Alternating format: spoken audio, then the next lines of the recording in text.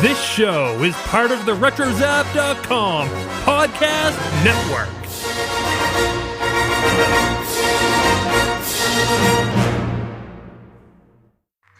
Today's episode is brought to you by Will You Wear a Mask, I Ask? This new ebook written by the creator of Animaniacs, Tom Ruegger, is available right now as an ebook on Amazon. In the spirit of green eggs and ham, this rhyming picture book features a grocery clerk trying to convince a defiant customer to put on a mask before entering the store. It's a great book that's perfect for the entire family. You can find it right now over at amazon.animanicast.com. And welcome everybody to another Pinky and the Brain episode of the Animanicast. Today we're talking about Pinky and the Brain and Larry, where the Mousealope play, and we get a special appearance by Pinky and the Brain writer and producer Charles M. Howell IV. It's all on today's Animanicast. Gee, Brain, what do you want to do tonight? The same thing we do every night, Pinky. Try to take over the world. They're Pinky and the Brain. And Larry. Yes, Pinky and the Brain. And Larry. One is a genius, the other's insane. The other one's Larry. They're laboratory mice. So's Larry. Their team task is nice. Along with Larry. They're Pinky and the Brain. And Larry. Brain, And Larry. Brain, And Larry. Brain, And Larry. Brain, And Larry. Brain, And Larry. Brain, And Larry. And Larry. Brain. And Larry. Before each night is done, Larry, wake up. their plan will be unfurled All three of them. by the dawning of the sun. Larry likes the sun. They'll take over the world. And Larry will help. They're Pinky and the Brain. And Larry. Yes, Pinky and the Brain. And Larry. Their twilight campaign is easy to explain. Larry will explain it. Prove their mousy worth. Along with Larry. And overthrow the earth. And so will Larry. They're Pinky and the Brain. And Larry. Brain, And Larry. Brain, And Larry. And Larry. And Larry. Larry. Larry. Larry. Larry. Larry. Larry. Larry. Narf. Larry says Narf too.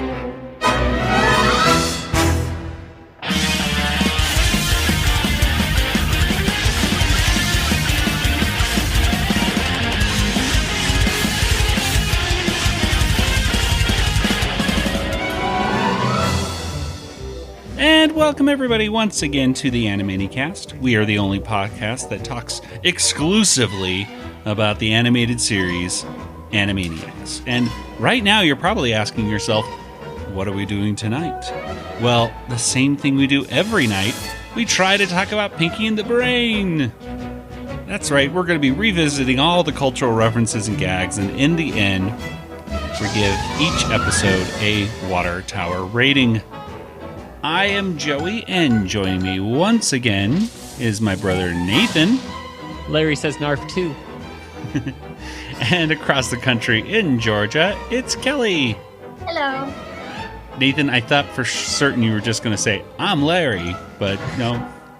And then it would have worked better for Kelly saying, hi there, because his... Should we do it all again? No, you don't have to.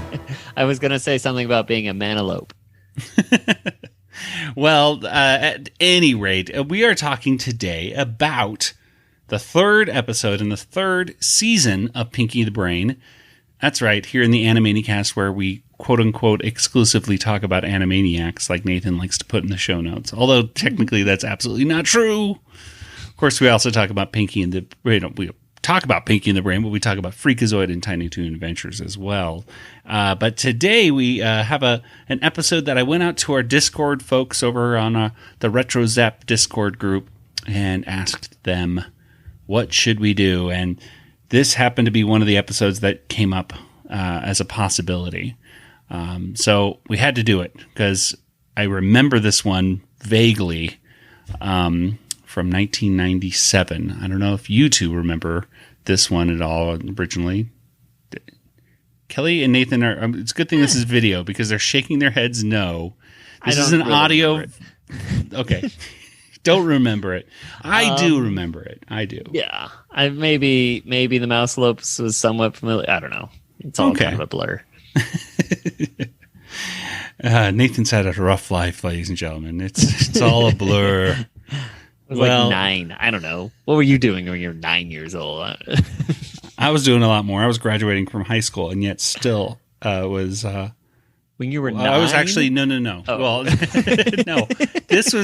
This came out when I was a freshman in college. Oh, my gosh. Now I feel old.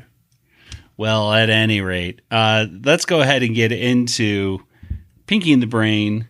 This episode features two major segments. It's Pinky and the Brain and Larry, and Where the Deer and the Mousealope Play. And if you were to describe this episode in just a few words, what would you say, Kelly? Where did that third mouse come from? And Nathan, what about you? It's very sensitive to minorities, I bet. I don't think so. It reminded me of an episode of Rick and Morty, the first half, I guess. Okay, well you have to remind me about that because I've only seen the Rick and Morty episodes one time through. And well, at any rate, let's go ahead and get into our discussion. But before we do, Nathan, please let all of us know when, pray tell, did this episode first premiere? Oh, okay. Well, Joey, this premiered on Saturday, September 13th of 1997, which was, of course, just a day after the mystery thriller The Game was released, starring Michael Douglas. It was the same day Elton John released his song Candle in the Wind in honor of the recently deceased Princess Diana.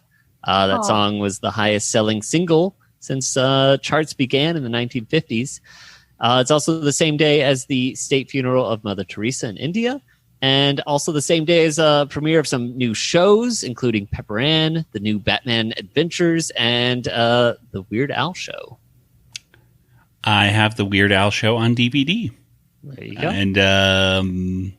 And Pepper Ann, I remember being a reasonably good Saturday morning cartoon show. Yeah, it's a Disney show. I'm guessing there's probably some fans of that listening. Yeah, sure there is. Why not? Sure. I think I probably sleep when all those things came on. Yeah, probably. Pepper Ann, the thing is, I still remember because, I had little brothers. I had this brother who was about 9 years old at the time. And, I just watched stuff with him sometimes still. So. What a weirdo. Yeah. This was like ABC had just started their new Saturday morning cartoon lineup with Disney shows and things. So that probably, I might be mistaken, but that probably means that Paul Rugg doing Manny the Uncanny might have premiered at this time as well. Because I remember that was one of the coolest things about ABC's Saturday morning lineup was you'd see like Pepper Ann or Recess, maybe Disney's Doug, which is so bad. But then in between these segments, you would see Manny the Uncanny, which was portrayed by Paul Rugg. And I believe Peter Hastings might have actually filmed these segments, at least some of them. But they would go out and Paul Rugg had his hair sticking up straight up in the air. And he'd go and interview people. It was like Borat, but for kids, essentially. He was the original Borat, Paul Rugg. And today we're back at the LA Zoo with our pizza-eating curator friend, Michael D. And big-time voiceover artist, Frank Wilker, who's going to teach us how to do the animal sounds just like for the movies.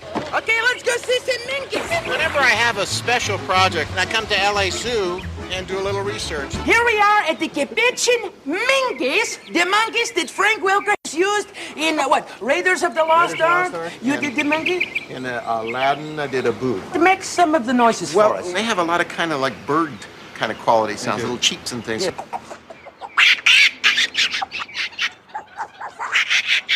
See, now, when I said help, they can't. You're going insane with your voice elation. So, and I think most of that stuff is on YouTube. You can check that out. It's good. I still watch it. My wife's not a fan, but I will watch it when she's not in the room.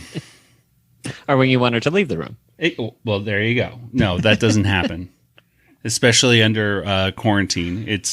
I leave the room. Well, at any rate, let's go ahead and get into our discussion. And we're going to start with Pinky and the Brain and Larry.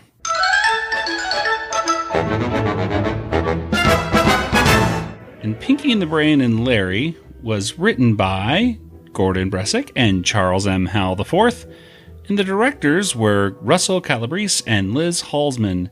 And Kelly, why don't you tell us what happens here in Pinky and the Brain and Larry? Okay, well, the first thing that people would notice is they changed the theme song a little bit. So if you fast forwarded through the theme song, which I sometimes do, you wouldn't have noticed that they added and Larry in the middle of the song. But I did actually see that. So told you instantly that this episode's going to be a little different. So the brain has a plan to have this synchronoclastic remote controller. And he needs a gyroscopic transducer chip. Tonight's plan is my masterpiece, Pinky. And, Larry? Hi there.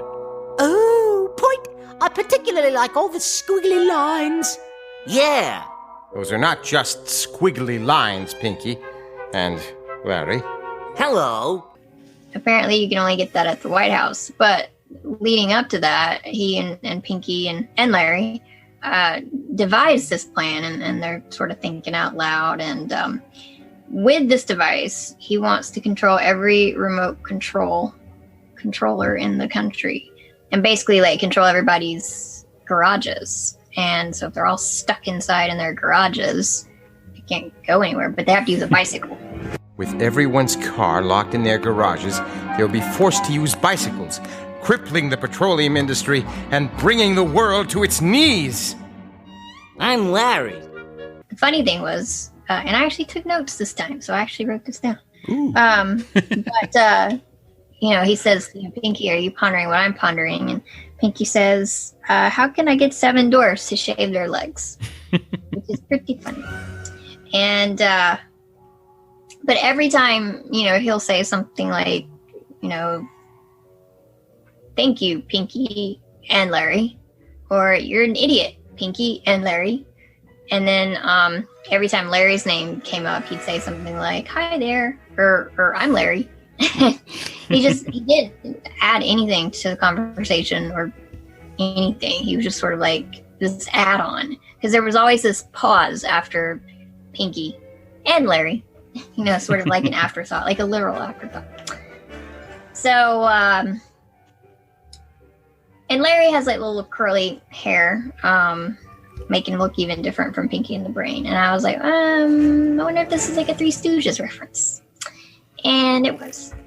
It's really obvious when they decide to sneak into the White House dressed as wallpapers. And the security guard says, aren't you a little small for wallpapers?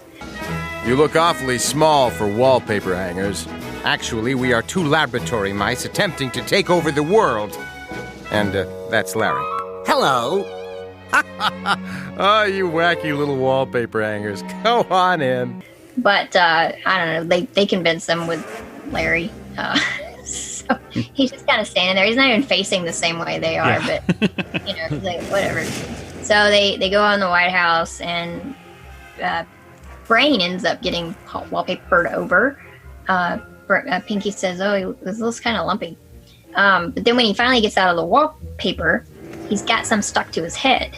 And it looks just like the hair of that Three Stooge guy with the dark hair. What's his name? Mo. Mo, that is Mo. Okay. Hey, Mo. I never watched it. I mean, I knew the names of the 3 of them, but I could never keep them straight. So he's got like a Mo hair, and which seemed perfect. I'm the one named Larry.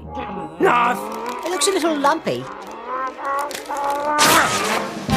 You ninny, I'll put some lumps on you.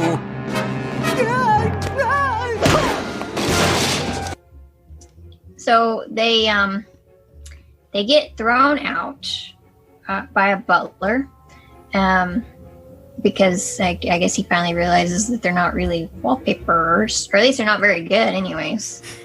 And Brain's trying to figure out what's going wrong. He's like, there's something different, something wrong.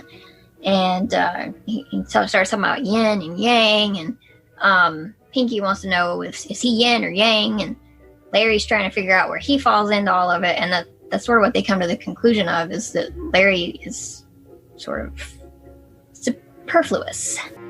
Was it our costuming? No. I'm Larry. Our faulty paper hanging technique? Not that. Hi there. No, Pinky and Larry. It's all about teamwork. That special chemistry, the yin and the yang. And Larry. No, that's it. It's just yin and yang. There shouldn't be a Larry. Zord. Am I the yin or the yang? I don't know, Pinky, but he is definitely the Larry. Oh, all right. I can take a hint. So they kick him out, and then he decides that he's going to change his name to Art. And then he's hanging out with this guy, musician, which I know was a parody of another. Is it with The Sound of Silence? Mm-hmm. Paul Simon. Paul Simon and Art Garfunkel. I thought it was an Art Garfunkel reference, but again, I'm not too well versed. Yeah, Art Garfunkel had that. Well, not the same hair as Larry Fine from the Three Stooges, but still kind of like a reddish, kind of poofy reddish hair. I wonder when they mentioned Carrot Top, is that also a dig at red hair people? I don't know. They're very anti-redheaded people in this. No, don't know. But anyway, that was kind of it. But then at the very, very end, another mouse gets put into the cage, and he says his name is Zeppo, which I knew again was a Three Stooges reference, and also the name of an episode in Buffy the Vampire Slayer. Aha! Slight correction, though. What? It's actually not a Three Stooge. Zeppo. Oh, I thought he was. No, he's the fourth Marx brother. Ah, okay. Yeah. He was the handsome one. They would put him like in horse feathers and stuff. In horse feathers, he actually played Groucho's son in that one, which was an interesting thing because they're just brothers. You know, it's like Nathan's the handsome one of me, of us, our family. So but wasn't he like the least popular? Oh yeah. Because he wasn't funny. Because Zeppo was just the straight guy who would just kind of like they'd have all the wacky brothers doing the stuff, and Zeppo would be there. Oh no, what's going on? I'm Zeppo. I don't know. He never said I'm Zeppo, but that's the way. He's the fifth Marx brother. Ooh. Do you want me to name all the Marx brothers off please. Of memory? This is not me reading this, of course. Sure. Chico, Harpo, Groucho, Gummo, and Zeppo. Gummo. And why we are talking about the Marx Brothers? There's a reference to them in a movie, and a diary should have been mailed to them instead of Indiana Jones. That's my Spielberg reference. I should have mailed it to the Marx Brothers. I should have mailed it to the Marx Brothers. It was taking me a while to get to. I'm like, wait, Marx Brothers? I gave you everything, Joey. I led you to the. Waiting for that Sean Connery impression. I'm sorry. I didn't do it myself. What are we going to do tomorrow night, Brain? The same thing we do every night, Pinky. Try to take over the world without Larry. Hello. Who are you? I'm Zeppo. They're Pinky and the Brain. Zeppo.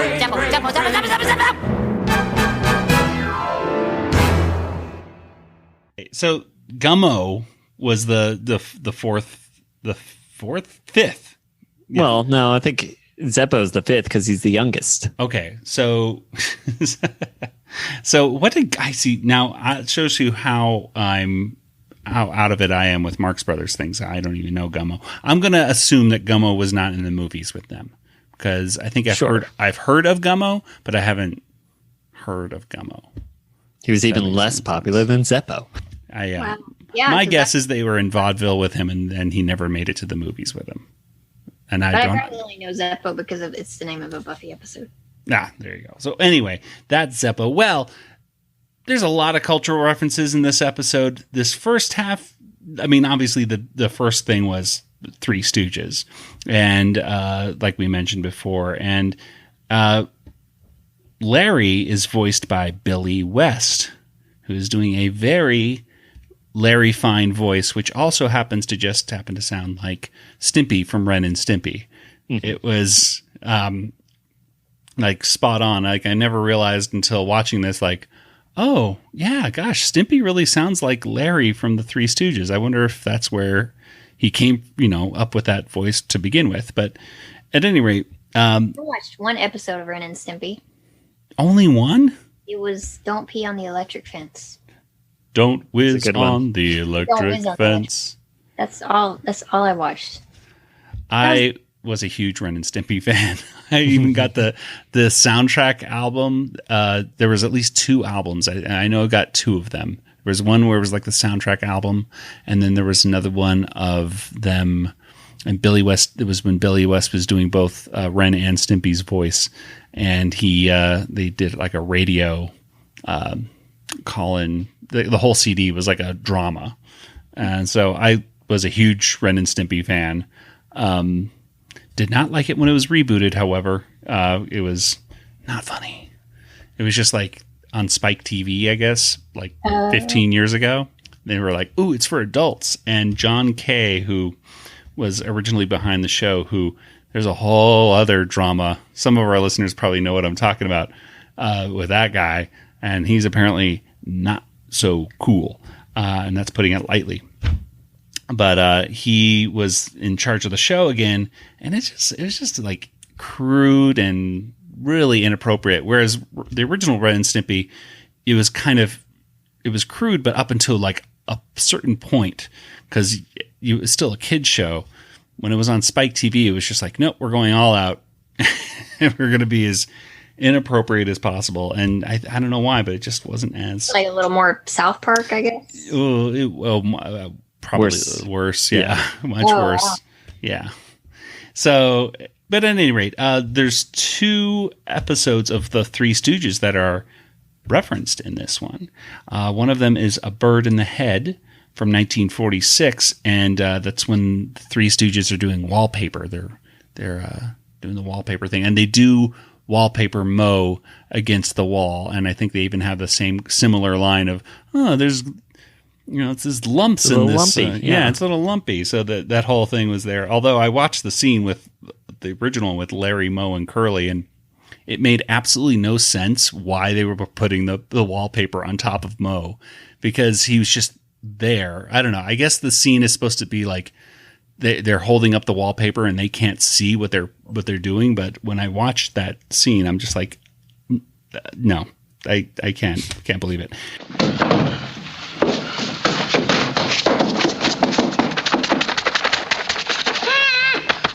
Hey, that paste is lumpy.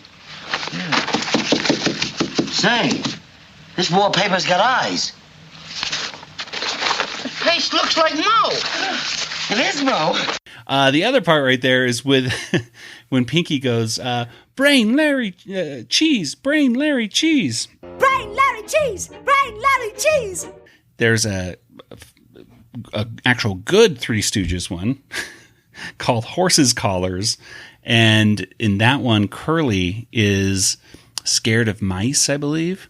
And whenever he sees a mouse, he says, Moe, Larry, cheese, Moe, Larry, cheese. And they have to give him cheese. So he calms down. Moe, Larry, the cheese!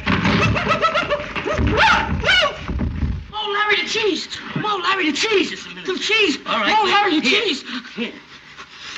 No, limbo, Moe, Larry, the cheese! Yeah, Moe, Larry, the cheese! And that puts him down. So, yeah, there you go. And of course, we mentioned the 2 other quick ones right there. Simon and Garfunkel, instead of the sound of silence, they're singing, I think, what is it? The sounds of loudness, I think. Something like that. Yeah. And then Zeppo from the Marx Brothers. So anyway, that's it. It's a pretty short segment. It's only about, with the credits opening, it's only about 6.5 minutes long. So it's a pretty short segment. What did you 2 think about this first cartoon? Let's start with you, Nathan. I enjoyed it. It reminded me of a Rick and Morty episode called Total Recall, which, as you recall, there's a new character that's added into the theme song that's never been shown before. I don't know if I could say his name. Oh, yes. He looks like a banana. Looks like a banana. I'll say his name is Mr. Poopy Butthole. Oh, my goodness, Nathan. It's just his name. Think of the children. Yeah, he's in the theme song. It's just funny. And it's funny that Brain is playing Moe, who is voiced by Maurice LaMarche. Well, he goes by Moe. So. Exactly. I felt like it was so weird when we had that Good Feathers reunion And any new listeners who haven't listened to our Goodfeathers reunion, go back and listen to that. That was something else. Good. All in the same room. Oof. I know. Yeah, but we had Maurice LaMarche and, just talking with Tom Ruegger and John Mariano afterwards.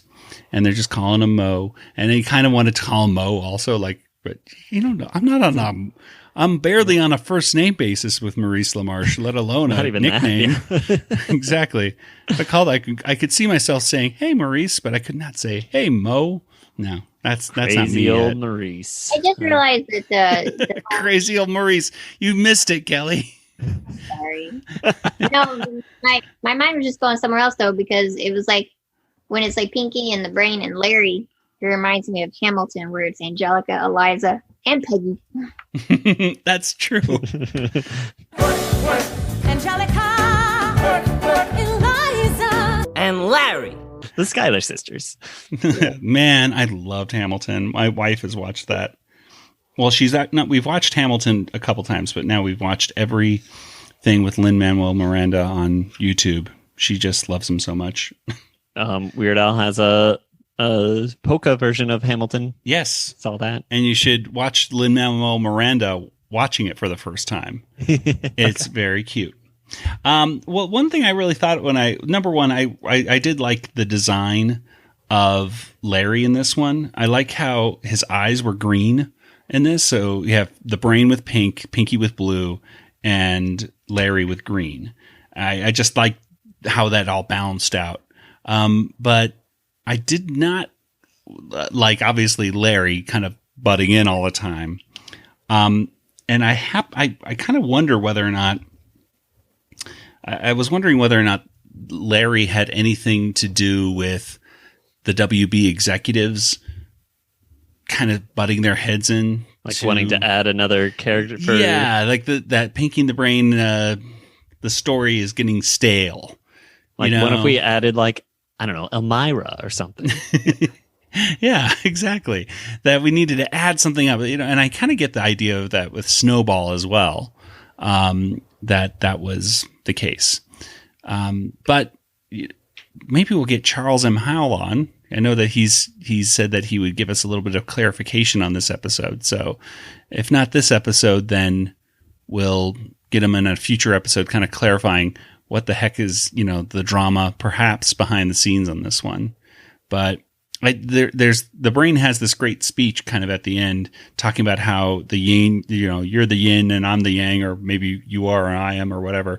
But he basically goes into, we don't need this other, and it kind of gets into, I kind of felt like it was the writers talking to the executives at that point. Almost like when you're dealing with something like a reboot of, say, Animaniacs or something, and executives want to come in and they want to change the characters that are on the side, and make it their own a little bit. And in a lot of cases, you don't have to do that. That kind of messes things up. So I thought this was a good example of the simplicity of Pinky and the Brain and why that's important. But at any rate, Kelly, is there any other little things in this one that you like before we move on to the next part? I think I covered everything that I could think of. I just wanted to point out the funniest part was the butler that works at the White House coming in and saying 3 wallpaper hangers, 2 I can believe. Who are you trying to fool? And yes. I feel like that's Billy West's voice as well. It sounds kind of like the professor from Futurama or something. Exactly. Yeah. I always like it when I hear these guest stars on Pinky and the Brain, especially because I feel like the voice cast can sometimes be a little bit smaller. In this case, I don't think it was. Tress MacNeille came on for one line and whatever. But at any rate, whenever I hear these like people who aren't usually on the show, like Billy West, I always kind of go, who else are they voicing? Because again, I don't know the exact contract things, but I've always heard that you can get 2 or 3 characters out of an actor without having to pay them more. So a lot of times you'll hear like in a cartoon show them doing more than one role just because of that. I might be wrong, but that's just what I'm assuming that's why, like, if we were talking about Hamilton, I didn't realize watching it live on on this in the stage in the auditorium. But the watching it on Disney Plus, I realized so many of the same actors play two different characters multiple times. But not just the background, but like main. Yeah. Like Jefferson and Lafayette. Of course. Yeah. Gosh, he's so good. What's his name? Yeah, I he's forget my his favorite. name in there, but he's amazing. And I'm forgetting his name off the top of my head, but he's fantastic. Well, anyway, let's stop talking about Hamilton and let's get into our next part right here, which is where the deer and the mousealope play.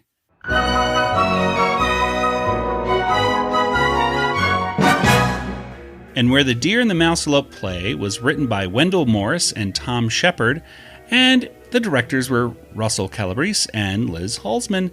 And Nathan, why don't you tell us what happens here in this two-parter?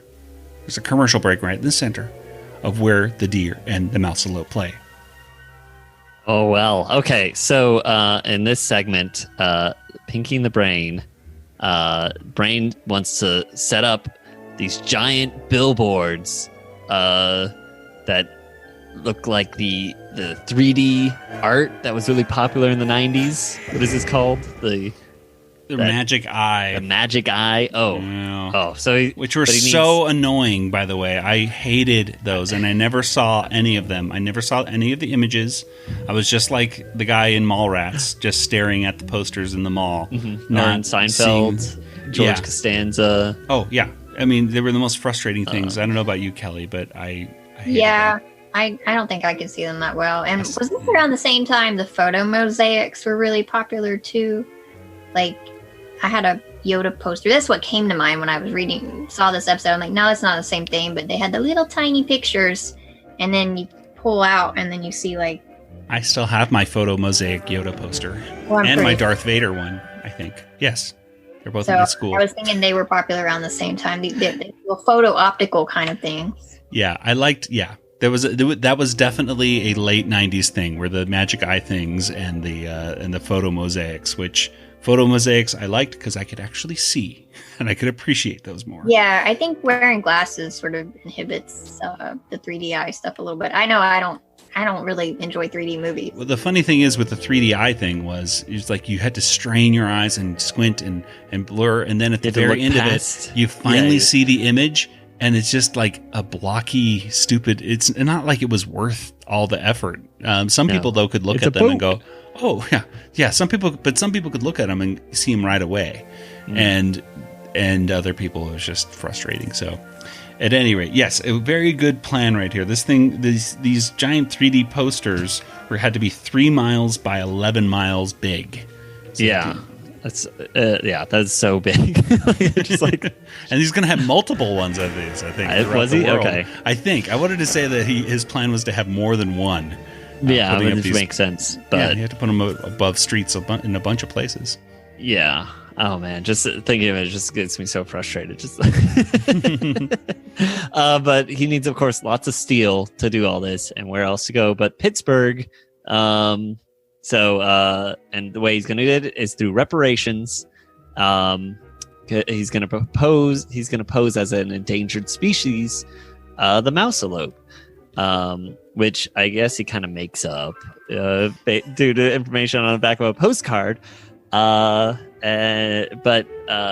there's a politician in the Pittsburgh area that Joey knows who this is based off, but Del Monte wants to get popular with the voters, and mouselopes are cute, so he decides, we're gonna give them reparations, and then that's when Brain's like, hey, we're kicking everyone out of Pittsburgh now. But this landmark legislation will serve to repair the great injustice that mankind has perpetrated on the mouselopes. By giving back the sacred breeding ground of our ancestors, which includes the legal ownership of your entire city and all of its steel mills. Not a good time to be clapping, sir. Definitely not a good time. You have 48 hours to vacate your homes and businesses, or you shall be forcibly relocated by order of the Mousealope Protection Act. Thank you for your warm reception. Y'all come back now, you hear? So all the people in Pittsburgh have to leave town. There's a bunch of like things that happen before this, but it all just ends up everyone leaving town. But right before everyone leaves, this Del Monte's assistants notice that Brain is wearing fake antlers because he tries to pick out some spinach from his teeth. And that's when they decide to put on fake antlers on a bunch of other little mice. And then so they're running in town. And now the Mousealope are no longer endangered. And in fact, to make sure that they're not an invasive species, Mousealope hunting season is open. And now everyone's trying to kill all the Mousealopes. Are we about to become extinct again, Brain? No, Pinky. Not while we can still run! But Pinky and the Brain get picked up by a lab technicians, and they're going to take them to the lab, like the Acme lab. Oh my gosh, that's where they live. And they're going to go to Malibu to see Martin Sheen. And that's how it ends. Yes, I'd much rather live with Martin Sheen's Malibu house than Acme Labs, that's for sure. Well, there are a ton of references in this. And the first time watching it, I was just like, okay, whatever. But then the second time watching, I was like, oh my gosh, I started taking notes. And we got to say, for all of these references, if we're wrong or we're missing stuff, we're sorry. Well, I'm sure we're missing things too, because there's just so many. But also, we probably made up some stuff, so it's just that's true. Well, the Wikipedia on this one has almost nothing. So if you're a Wikipedia editor and you want to put some of the stuff in and cite us as a source, sure, go for that. Yeah, there's literally nothing. So yeah, anything you want to add. So. Okay, so let's talk about the cultural references. First of all, they mentioned Marissa Tomei.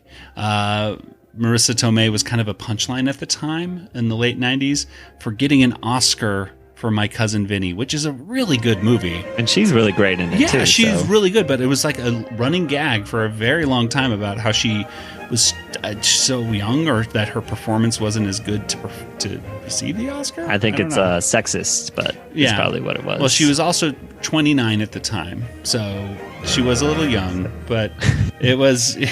She's been nominated 2 more times for Oscars, by the way, and has not won another one. But she had a great performance in My Cousin Vinny.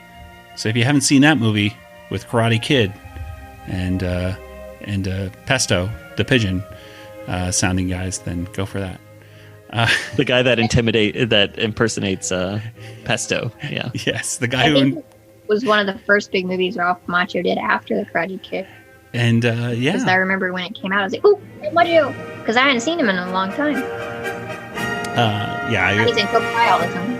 Yeah, and I'm glad that's coming to Netflix. Then I can finally see at least a couple of the Karate Kid films, and then watch Cobra Kai. No, I've never seen Karate Kid. Are we talking about? Yeah, we've talked about it like years ago. We should just end this podcast now.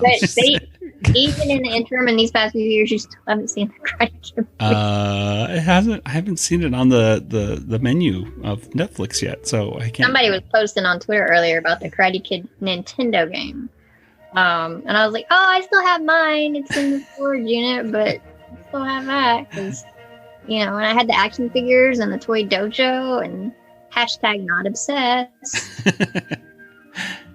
The other stuff right there that they put in is they say, what's the picture going to be of Kenny Kingston? Hey, Gad! What did you hide in that poster, Brain? A picture of Kenny Kingston? I am not cruel, Pinky. Kenny Kingston. Yeah, Kenny Kingston. Like, who's that? Kenny Kingston was the psychic to the stars. And I don't know. He wasn't necessarily I don't know how he behaved or looked, well, I do know how he looked. He didn't look any different than an old man to me when I saw pictures of him online. But he's apparently kind of just a weirdo. And so I guess he used to be on infomercials late at night. He was just like one of those psychics. Well, Bambi, of course, was referenced in this. They grazed on the sweet spring grass and nurtured their young in peace until... Mother, why is everyone so still? On the meadow? Man is in the forest. Sadly, they were hunted into extinction for their majestic antlers, which made perfect toothpicks. Which remind me of Bumby's mom, of course, but you know, that was kind of hard not to see that Bambi reference right there. But it was good. It was good stuff. Mike Nesmith is mentioned. They say they're gonna have a comeback. The Mouselopes are about to make a spectacular comeback. Oh, I hope Mike Nesmith joins them this time. I know who that is. Who's Mike Nesmith? Hey, we're the monkeys. Bingo. And Mike Nesmith, his mom invented whiteout. Yeah, I knew that. He's incredibly rich. What was that? I said I learned that in elementary school. Yeah, and he is, because of that, incredibly rich, and because of that, I don't think, he didn't really join the Monkees in many reunion tours. He would always be the one who would always kind of sit out and not be in it. I think now he does it a little bit more in the few Monkees things that they still There's only two left, aren't there? I think so, yeah. But I saw them doing something recently, and I was like, oh, they're still touring? Okay. It's kind of like with all these bands. They'll keep touring until there's only one left, and they'll just keep replacing the people behind them. There they are! Stop! You talking to me? These are endangered animals. Look at this gift shop postcard. What's a mousealope? That's us! Mousealope. Why, it's the rarest species in North America. And you almost killed them. Shame on you. Does that mean we can't eat them? Christopher Walken and Robert De Niro. John Mariano, by the way. Sound like just like Bobby the pigeon right there. Mm-hmm. It's Robert De Niro. Nobody does a better Robert De Niro than John Mariano, who not only sounds like him, but he looks like Robert De Niro. I mean, he's able to put on a Robert De Niro face, which is very impressive. Well, Christopher Walken and Robert De Niro were in a little movie called Deer Hunter. And do you know where their characters are from? What city they would be from in the movie? Los Angeles. No, Pittsburgh. Oh. So it made perfect sense for Christopher Walken and Robert De Niro to be outside of Pittsburgh hunting deer. I thought that was very cool. Dan Rather reporter is in here, and a Ted Koppel reporter are both in this as kind of caricatures, which were interesting to see. The steel plant that the brain takes over is called Remington Steel Plant. And Kelly, you seem to that seemed to ring a bell with you. What's Remington Steel? It was a TV show. I can't remember if it was about a detective or what. I mean, it was pretty long ago, but it was one of those action shows. Yes, starring Pierce Brosnan, who would later be, of course, James Bond. I remember seeing reruns and just like seeing Pierce Brosnan running around the place. I don't even remember he was in it. I just remember like the name of the show, and I'm sure I watched it with my dad like on a Saturday night. Yes. Yeah, I never watched really an episode other than a few seconds here and there, so it was a little hard to see, exactly what that's about. But yes, nice to see Remington Steel in the back. Show in the 80s, I watched it, and my dad. Knight Rider, Street Hawk. What was the one with the helicopter? Yeah, I was going to say Airwolf. Airwolf. Yeah. I think that was more my dad. Maybe it came on later in the evenings or something, but I remember like. There was some reference on it on TV a while back, and I was like, I remember that theme song. Well, there's also some references here, some musical references. Well, at least one big one. Of course, the brain is singing a parody of This Land Is Your Land, which they kind of got right to the tune, because I don't think anyone owns the copyright on that song. So I think they just did a flat out tune parody of it. Speaking of music, I meant to mention, because I actually put it in my notes, but for all the good that they're doing me, because I'm not looking at them, but they kept playing the tune Three Blind Mice. That's right. Yeah, with Larry. So I thought I mentioned that. Yeah, okay. Well, there we go. We forgot that one, but now it's in here. So if you're still listening, then we still got it. It still counts. Still counts. It still counts. Same episode. Yes. All right. It's okay. So then Pinky has a couple of references to some commercials in here. He talks about, this is a mousealope in a frying pan, and the brain says something like a mousealope is a terrible thing to waste. So right there, again, and forgive me if you know these things. Some of these, they hit me over there like, I remember that. But we have some audience members who are either really young, like I say really young, they're like, teenagers in their 20s. Yeah. They don't know this. They may not know this So stuff. So young. Or they're in different countries as well. So, forgive me if you know this. From other countries? Oh yeah, we have several. Like where? In Scotland and in Mexico and in I want to say Ghana, but I forget exactly. But yeah, if you're from another country and you listen to us, tweet at us, and then I'll make sure Kelly will see them, and I'll say, "See Kelly, see." I didn't lie. We have some in Australia. Yeah, I was going to say Australia. Yeah, they're on the. We have a Yakomon, I think, is on. Yeah. And that Yakomon's on Discord. It's an I don't know why I'm Australian surprised. listener. I mean, I have a lot of Twitter friends and stuff from various places, so You got them all over. Yeah, that's so cool. Hello. Well, it all comes down to the point. If you didn't know, Mousealope in a Frying Pan was a parody of the frying the egg in the frying pan for a drug anti-drug Yeah, this is your commercial. brain. This is your brain on drugs. Yeah, then now you know. Don't let their fate befall this little fellow. This is a mousealope. This is a mousealope in a frying pan. Sizzle. Yeah! Sizzle. Oh! Any questions? This is drugs. This is your brain on drugs. Any questions? That came on between every commercial segment. Oh gosh. There's also UNICEF when he's like, for just a few pennies a day, you could save. Yes, or that one with Suzanne Summers or Sally Struthers. I think that was it. Sally Struthers would have these ones where she would talk about pennies a day. Look at these, and they put those poor starving kids in front of you to traumatize you. Yeah, exactly. But then they have, of course, a terrible thing to waste. A mind is a terrible thing to waste. These commercials used to come out from the UNCF, the United Negro College Fund, talking about the importance of getting scholarships for African American children to help them in college. The Oscar speech. Now, this Oscar thing, where it looks like Tony Curtis is giving an Oscar away. And I don't know if you guys noticed. Did you notice the set that they were in for this one? I saw a giant WB. Yes. What we're talking about? Did you see the two mallets on the side? Oh, no. This is the same set, and I don't know if they used the exact background, but it's the same basically premise that they had for the 65th anniversary special of Animaniacs, where the giant mallet comes down and hits, what was that guy's name? Bobby or... Yeah, whoever the one that was trying to kill the Animaniacs. Yeah. Oh, I live in Warners in Ohio, California.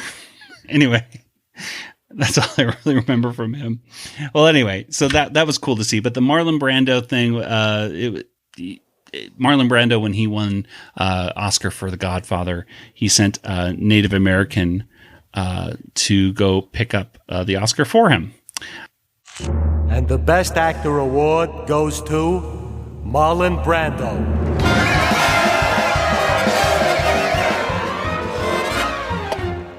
Hello, I am a mousealope. I am representing Marlon Brando this evening. Marlon has asked me to tell you that he cannot accept this award due to the treatment of the mousealopes by all of humanity. Mr. Clown is in this episode. I didn't see him. You didn't see Mr. Clown? Sure enough. I on my phone, so yeah, there you go. Nathan, did you see Mr. Clown?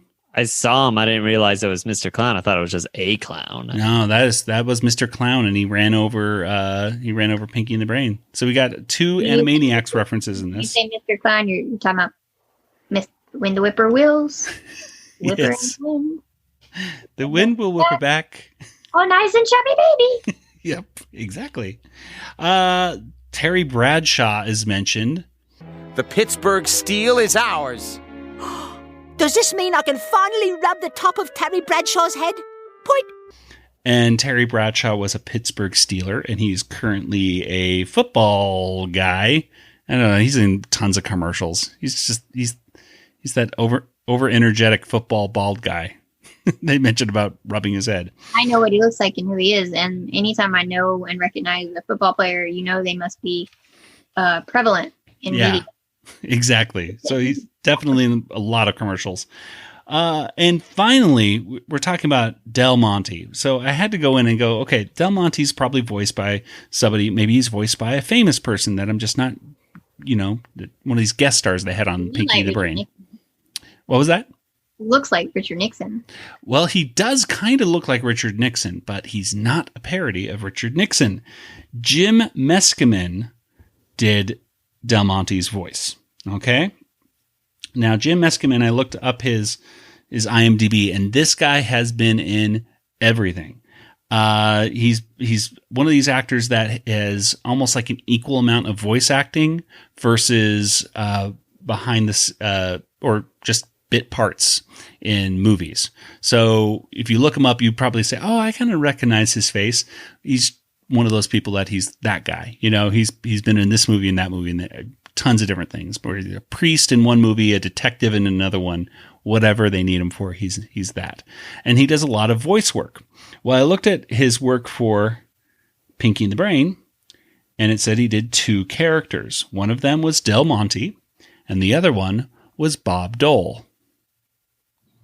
And all of a sudden, it clicked to me that, Bob Dole, presidential candidate, ran in 1996. Dole pineapple. Dole is a type of, obviously, fruit.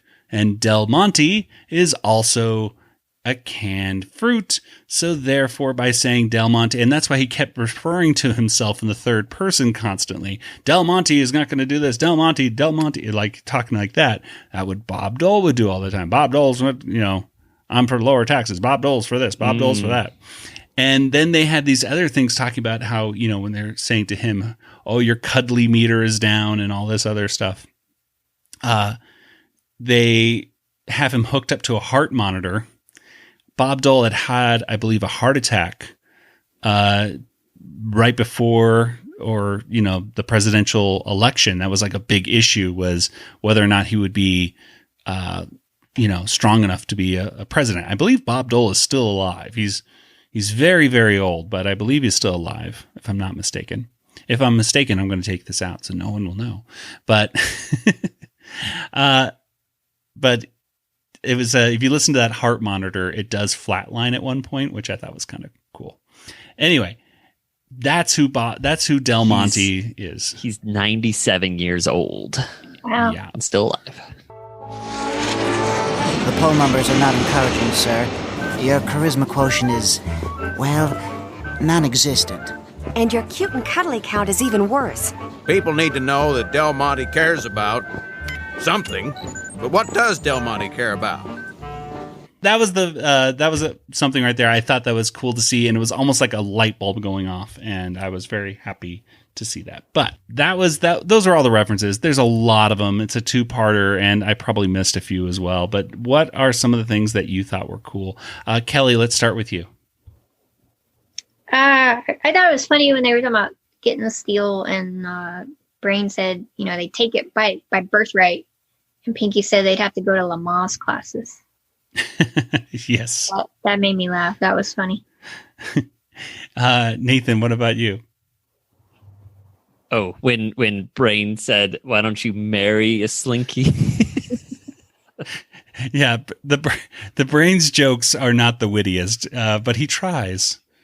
Even he has moments of jocularity, which is that's much funnier than the actual joke of. Yes. And we can make slinkies. Oh, I just love slinkies. Then why don't you marry one? Good one, Brain. Witty. No. I too have my moments of jocularity, Pinky. I like the part where the Brain is like he always has great words when he's talking about getting hurt. That is a pain that is going to linger. Is one that always rings in my head. But this one, he says, that's a pain that is nearly flawless. And then he gets ran over, and then it says, "Oh yes, now it is perfect." I like that a lot. That was a good one right there. Good follow up. Pittsburgh looked just so disgusting when they're looking down. You know, that classic shot of looking down into the valley and just seeing the smoke and the disgusting brown area of Pittsburgh. That's another reference to the Brain looking over his shoulder with a tear in his eye is the whole Native American. That's right. I forgot the Native American commercial where they threw the can or something, and then you just see a tear. Like there's so many. Like you didn't mention the Sound of Music. The doe, a deer, a female deer. Oh my goodness! There's so many things. We did now. Yeah, but there's. I'm sure there's other ones we missed because there's a lot of little things in this one. It's really jam packed, and I do not understand. I don't understand the whole reference of Martin Sheen inviting them to Malibu. If anybody knows anything about about Martin Sheen and Malibu as this joke, then I'd love to know. There's a very good caricature of Martin Sheen, I thought, with his belly and everything. I was thinking about Charlie Sheen. I don't know why, but I mean, same last name and related, of course. But when they started talking about Martin Sheen, I was like, oh yeah, because Charlie Sheen was always in trouble. Wait, no, that's his dad. Yes. Sheen. It still didn't look like. I mean, it definitely didn't look like Charlie Sheen, but then I was like, it totally didn't look like Martin Sheen either. And I can kind of see it. I mean, it's kind of hard to, because that's 30 years ago now. So it's like, I don't remember what it looked like 30 years, you know. Well, there's just a ton of stuff in this one. A ton, like do not remove, like he's the part where the Brain is reading like the contract, and he's talking about, the Mousealope Protection Act, which I don't know if we even mention that mouselopes are kind of referencing jackalopes, which are, I used to think were real, by the way. I remember watching America's Funniest Home Videos, and they'd have jackalope. Oh, the jackalope on God, I thought that was funny. I remember my dad not thinking it's funny. Well, joining us, it looks like it's Charles Howell. Let's just see what happens here. Like surprise guest. Yes. Oh, this is like. Hello. What? Whoa. So here we are. Yes, thank you for coming on, Charles. Welcome back to the Animaniacast. Woo. No problem. Always love it when you're able to stop by. Now, I reached out to you because I had a question here. We're finishing up our review right now of episode 3 of the 3rd season, which has the deer and the Mousealope play, and of course, Pinky and the Brain and Larry. And Pinky, yes, and Pinky, Deer and the Mousealope. Who did you talk to on Deer and the Mousealope? Oh, nobody. Yeah, nobody. Just us. Oh, yeah, we just watched it and went over all the things that we spotted. But that there's a ton of references in this. Episode. It's a big script. Oh my goodness! There was just. Yeah. I had 2 pages of just references right here, just trying to claw through all of them.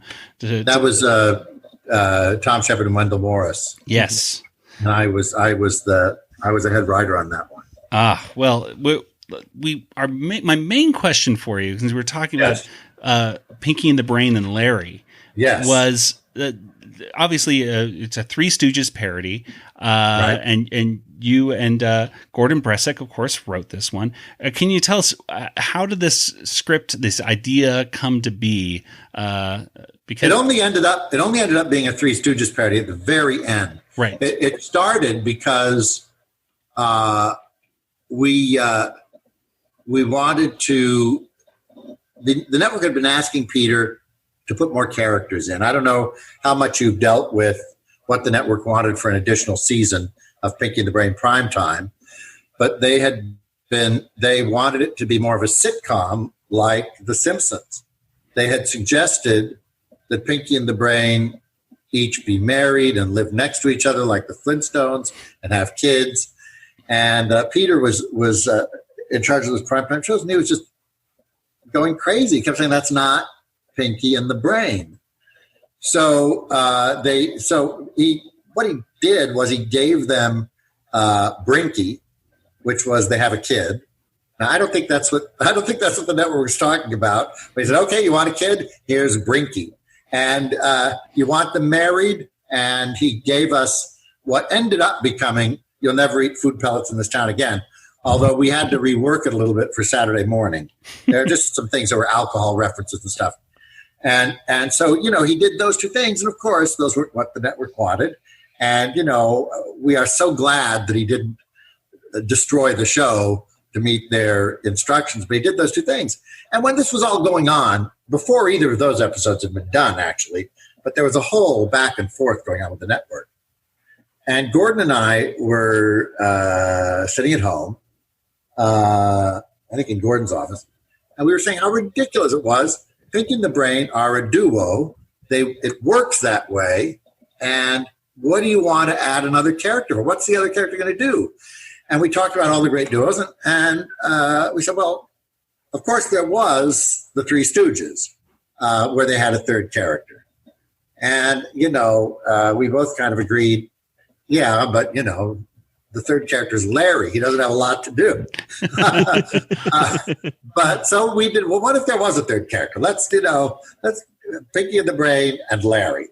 So we started, like how would the theme song even go? So we started, now have you seen the version with the rewritten theme song? Yes. Because it wasn't included that way on Nickelodeon or someplace. And there was some question about whether it made it onto the DVDs that way, and I haven't looked. It has made it onto Hulu. Yes, it has made it onto Hulu, which of course now is where the majority of people will luckily, be able to see it. Yeah. So we're saying it's Pinky and the Brain and Larry. Pinky and the Brain and Larry. One is a genius, the other's insane. And the other one's Larry. And we were just doing this and crack each other up. And so the next day I went into work and I saw Tom Ruegger in the elevator. And I just started, it was an elevator pitch. It really was an elevator pitch. I said, we want to do this thing. And I did the song for him that way. And he was laughing. He was cracking up. So I said, oh, great. That's great. Go ahead and do that. So we wrote it. And then when we wrote it and turned it in, we wanted the song, that was in the script. And Andrea and Rusty came to me and said, there's no room. It won't fit. And they were reading it, and I said, what do you mean? They were doing, it's Pinky and the Brain and Larry. And what we wanted to do was just, use the recording the way it exists and just squeeze in the thing. And it was really funny to us. And so I sang, you said, you sing the regular thing and I'll sing and Larry. And so we did it that way. One is a genius, the other's insane. And that was Larry. That's Larry. I did it that way for them, and they didn't understand. They said, well, "Who is that singing?" And I said, "I don't know who that is singing." Well, is that Pinky singing? I said, "No, it's not Pinky singing." I said, "Well, who are the singers who are singing? They're not Pinky or Brain." So, is it one of them? Pinky and the Brain, Larry. And I said, "No, it can't be that. It's like a little kind of a heckler kind of voice or something." And so we got in the recording booth. So they laughed, and so that made them laugh. Okay. We decided to go ahead and we got in the recording booth, and she decided to have Rob do that voice, because Rob really is the singer, obviously, the two of them. And she didn't want to bring in somebody else. So we did have what's his name there to do Larry, Ren and Stimpy guy. Billy West. Billy West, yeah. Because he does. The reason John Kay hired him on Ren and Stimpy was because he did this great Larry Fine voice. And it's the only time, the only impressionist really at that point. He had cracked Larry Fine. Impressionists always kind of start off with that one voice they just do great, that nobody else has done. And that was it for Billy West, I guess, breaking into the business. So he was doing it on Howard Stern or something. And so John put him on that. And so Rob was fiddling around with it, and he couldn't quite get a handle on it. And Andrea didn't want me to give it to him, because you don't like to do that with actors. You want them to find things on their own. And Gordon said at one point, he said, have him try it with kind of a Yakko voice, but not really. And so that's kind of what he did. Yeah. And so that was the song. The song was like the whole thing. And then we have, we have the sitting there. Well, what do you want to do tonight? What do you want to do tonight, Brain? And Brain says, and then Larry was there with this third beat that was like nothing. Yeah, what do you want to do tonight, Brain? And we go, what are you doing here? Brain. Because I forget things. I'd have to watch it again for all the stuff. But so we wrote that part of it. And, he's just the third beat in everything where you don't need a third beat. And then we decided that, well, since it really was the Three Stooges, we would do kind of a Three Stooges parody for the thing. And which to me is really tedious. To me, the fun part of the thing is really the beginning. It's the song and the opening. But we did a kind of a slapstick Three Stooges thing for the rest of it. So that's my memory of that. When Nickelodeon aired it, they took that off because they figured, it's already got a theme song. And that's where they put on all those things with Nickelodeon on the gold bars and then the stuff and everything there, which I thought that's a clever thing to do for Nickelodeon. But don't cut off our theme song for this because it's not the same. It's different. Exactly. Yeah, that's like the huge joke in this episode is the Larry theme song. Is the song. That was the whole. That's where we started up. That's the whole thing we thought was funny, and that's what sold the thing. And then Jean showed it in the writers' meeting, which was like she really liked it. So anyway, so that's Pinky and the Brain and Larry.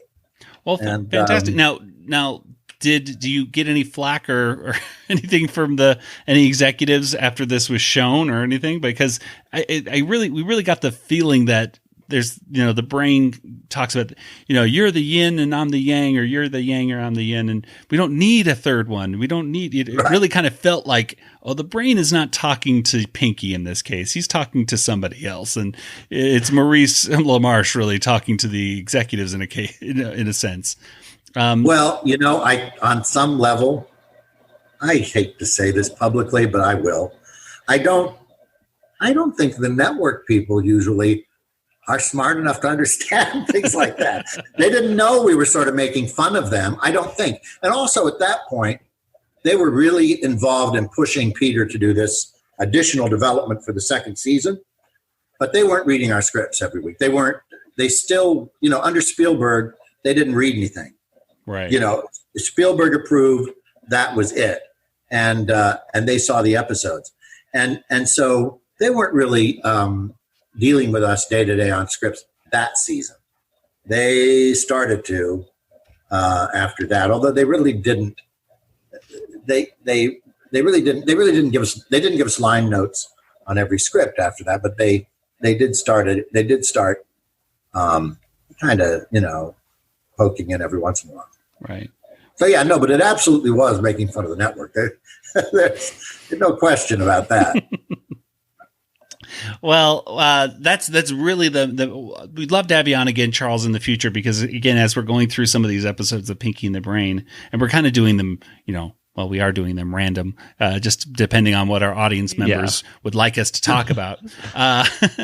But we really appreciate you coming monthly, on. But exactly. We really appreciate you coming on. Whatever you want.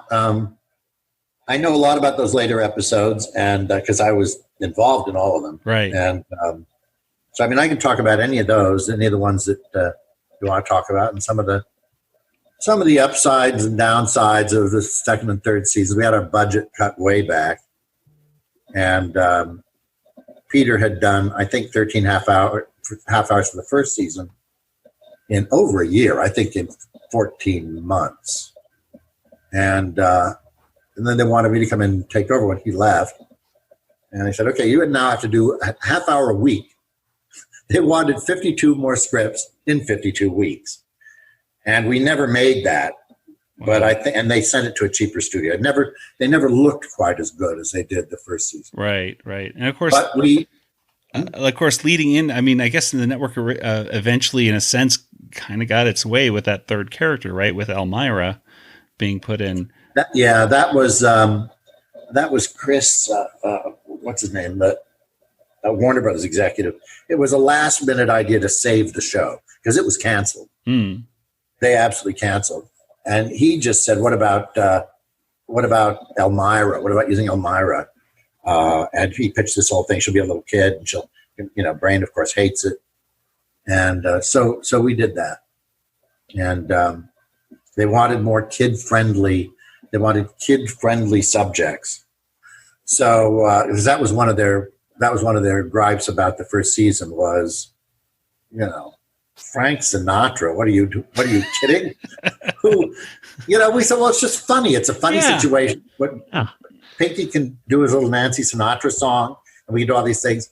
And they just really never understood. They took us off Sunday night because they wanted to be a family show, which they, in their mind, meant Pinky and the Brain had to have families and had to be a family, because that's their aspirational thing. Friends is for young adults who are out in the workplace and go to a coffee shop, and that's what it wants. And sometimes that really works. And they had put us on opposite 60 Minutes, which is, like we said, that's our audience. Yeah, and they thought they were counter programming. Anyway, you've heard a lot of this stuff before, but yeah. So yeah, whatever you want to know, and I'm happy to dish the dirt.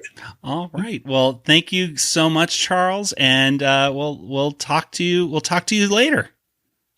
That sounds great. You all have really nice webcams now. Nice high resolution. Oh, thank you webcam. So much. Yeah, the last time we talked, and I have a new one too, but it decides when it's going to work. So anyway, we'll talk again soon. Just let me know. All righty. Have a good night. Okay, you too. All right. Bye-bye. Bye. Bye-bye. Well, that was this nice surprise right there to wrap things up. A perfect timing, just wrapping up the episode. I think it's about time to get to our water tower rating.